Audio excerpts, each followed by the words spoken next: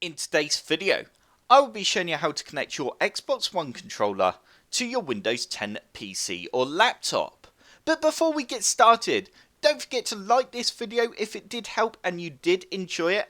And also, if you haven't yet, don't forget to subscribe. All your subscribes really do help us produce more content, and we have almost hit 40,000 subscribers.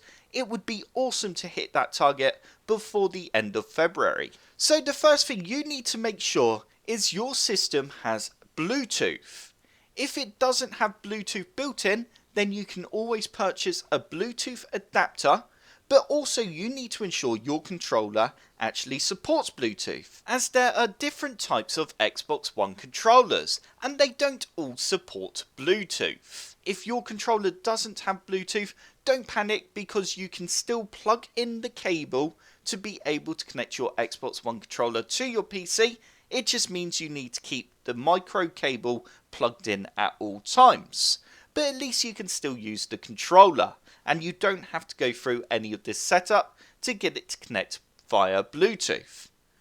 But to start off with, if you want to connect your Xbox One controller via Bluetooth, first we need to right click on the start menu icon, and you now need to click on settings. We now need to click on devices, and you now need to make sure Bluetooth is turned on. As you can see, mine is currently on.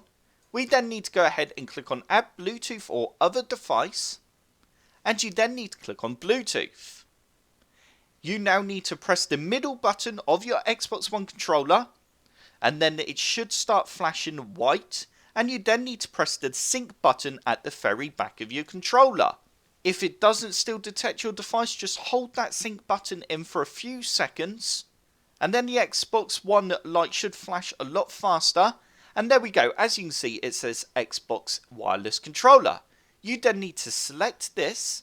The window should now say your device is ready to go. We can go ahead and press done.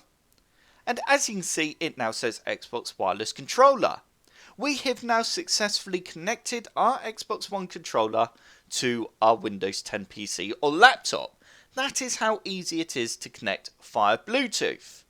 And like I said at the start of the video, if you cannot connect it via Bluetooth, I do still recommend you give it a try. But if it doesn't work, then unfortunately you will have to connect your Xbox One controller using the cable and keep the cable plugged in.